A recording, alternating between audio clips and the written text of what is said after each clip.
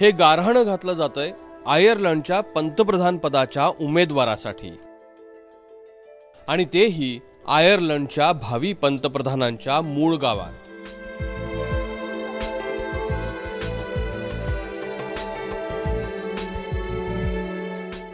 तुम्हाला प्रश्न पडला असेल, कोण आहे अशी व्यक्ती ज्याच्यासाठी चक्क मालवणीत गारहाणं घातलं जाते?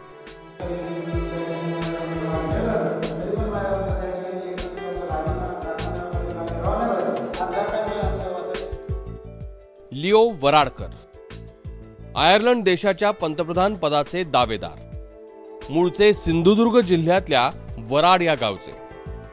अशोक वराडकर आणि पत्नी मरियम यांचं तिसरं अपत्य।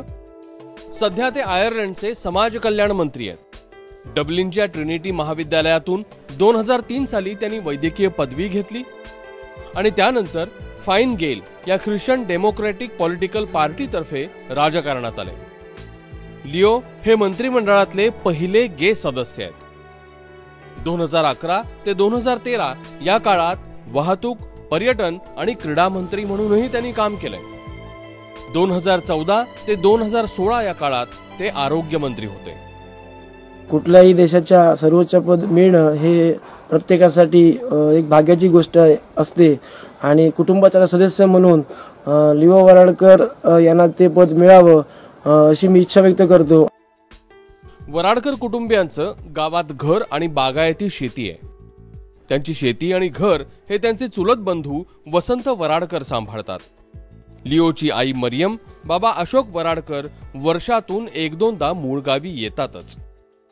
लिओ वराडकर यांचं बालपण, शिक्षण हे संपूर्ण आयर्लंडमध्ये झालं, तरी सुद्धा अशोक वराडकर हे दरवर्षी डिसेंबर-जानेवारी मध्ये वराड या गावी येतात। या ठिकाणी 2 दिवस राहून पाहुणचार, मालवणी जेवणाचा पाहुणचार करतात। तर त्यांना अशी पहिल्यापासून इच्छा होती की आपण त्या देशाच्या सर्वोच्च पदी बसावं आणि तदनंतरच आपण भारतातील आपल्या मूळ गावी वराड या गावी येऊन देवाचं दर्शन घेऊन आपल्या घरी राहावं अशी त्यांनी इच्छा व्यक्त केली होती।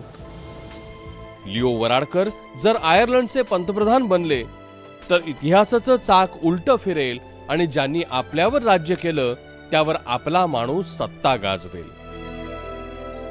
सदाशिव लाड, एबीपी माझा, सिंधुदुर्ग।